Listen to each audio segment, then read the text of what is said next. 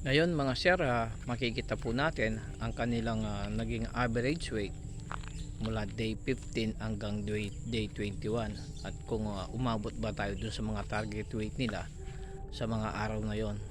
Ito po, panoorin po natin.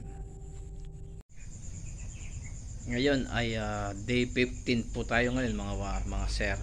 Tulad ng dati, tayo po ay daily weight monitoring.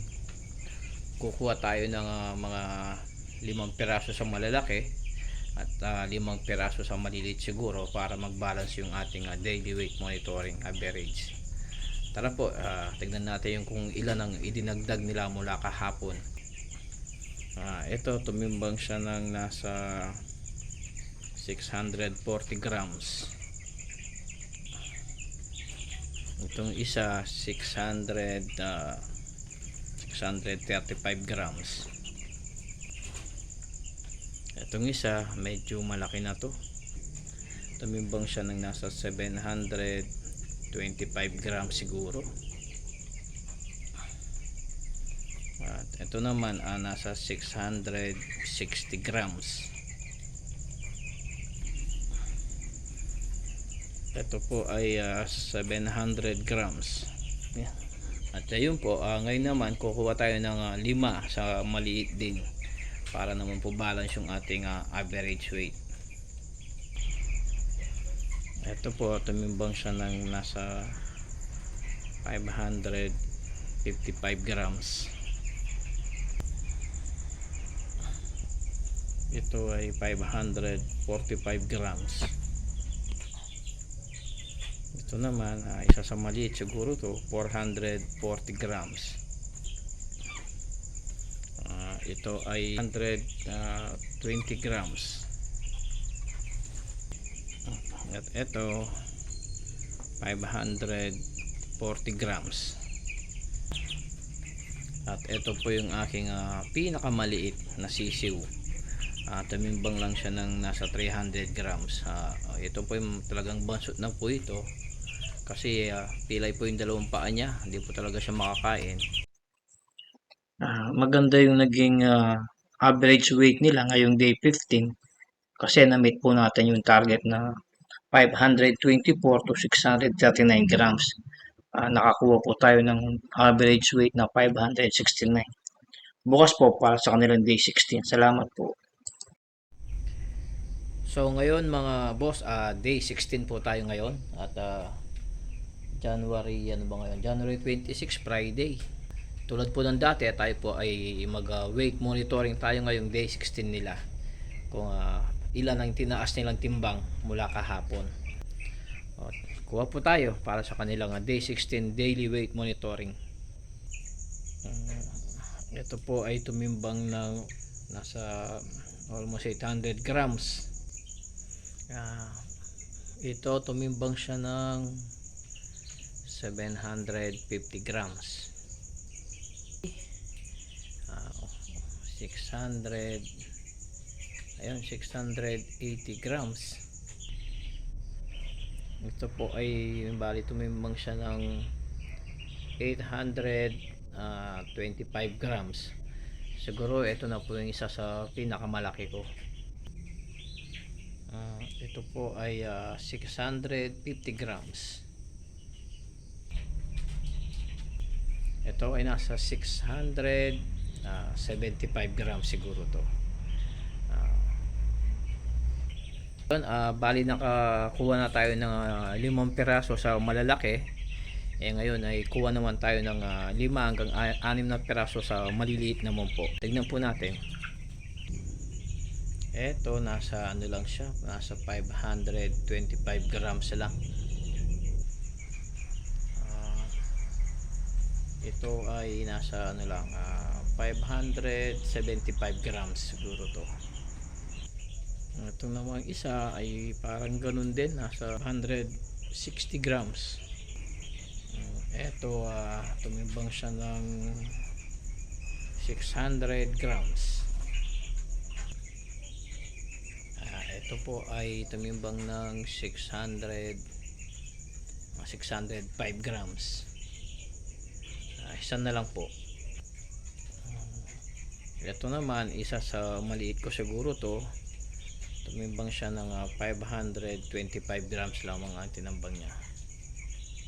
Ayun po, nakakuha tayo ng ilang piraso sa malalaki at ilang piraso din sa maliliit para sa kanilang daily weight monitoring average, yung day 16 po nila.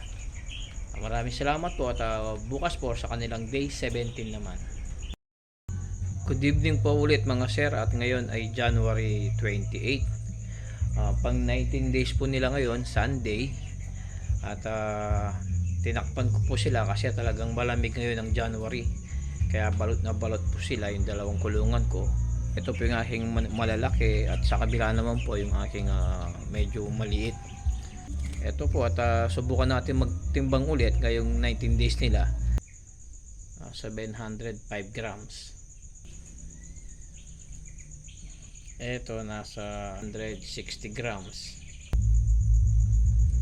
Ito naman nasa 730 grams siguro to. 100 grams.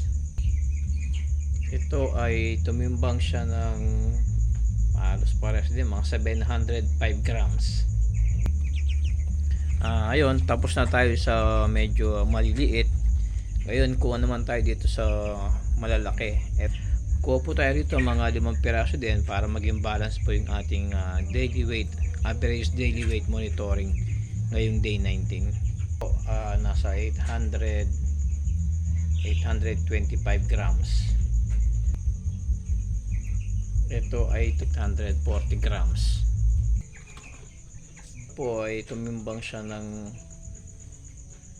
950 grams. Almost mag-1 kilo na po ito. 890 grams. Ito naman ay grabe ito. Tapos siya na 1 kilo. So 1 kilo na po ito. Ayun. Ngayong day 19, na-meet po natin yung target weight natin. Kasi tumimbang sila ng nagka-average weight sila ng 810 grams. At pasok po dun sa range nating 790 to 945 grams. Salamat po at bukas naman po para sa day 20 nila. January 29 ngayon mga boss, Monday. Ngayon ang kanilang 20 days. Ayan po sila ngayon at malamig pa rin dito sa amin. Kaya balot pa rin sila ng sako. So ito po at mag-try po ulit tayo magtimbang para sa kanilang daily weight average ngayong day 20 po nila. Ito lampas na to sa 1 kilo kaya hindi na natin tumarid. Sabihin na lang natin mga 0.1 kilos. Ito nasa mga 880 grams. 850 grams naman po ito.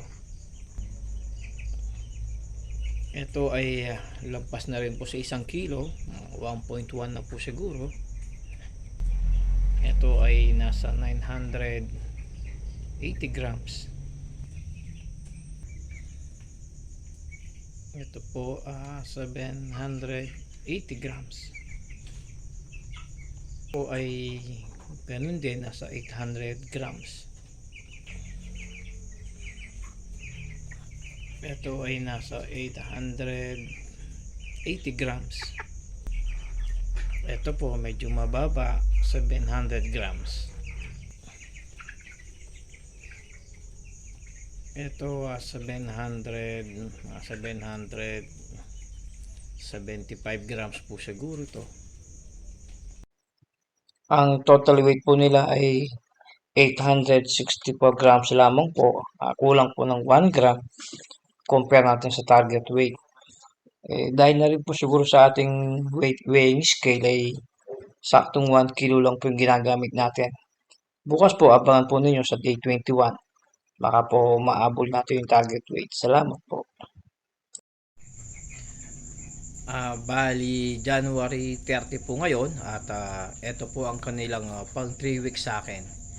So nakuha ko sila noong January 10 at katulad ng dati tayo po ay magde-daily weight monitoring sa kanilang pang 3 weeks. Ngayong day 21 po nila, sila ay 67 pieces na lamang po. Nagkaroon po tayo ng 7 mortality. Dati po silang 74 pieces. Magtimbang na po tayo. Kuha po tayo siguro tulad ng dati. Kuha tayo ng mga 10 piraso na maliliit at 10 piraso sa malalaki para magkaroon tayo ng balance average weight ngayong day 21. Ito po yung una, tumimbang po siya ng 1.170 grams. 920 grams naman po ito. Ito ay tumimbang ng 1.210 grams. Ito ay 1.070 grams. Ito 970 grams. Ito ay 1.130 grams. Ito po ay 970. At ito po ay 1.170 grams. Ito naman po ay 1.030.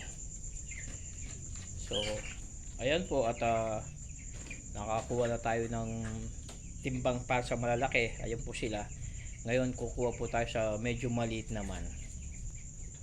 Ito po 890 grams, 840 grams, 940 grams. Ito po ay 870. Ito ay 860 grams. Ito ay 910 grams.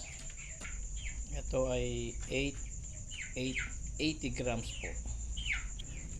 Ito po nasa 890 grams. At ito po ay 900 grams po. Maganda po yung nakuha nating average weight ngayong day 21 kasi umabot po tayo sa 978 grams at pasok po tayo dun sa target weight natin na 943 to 1116 grams. Abangan nyo na rin po dun sa mas exciting part kung makakapag-harvest po tayo sa day 28 po nila, na sana makahabot ako ng 1.5 kilos pataas sa kanilang day 28. Salamat po.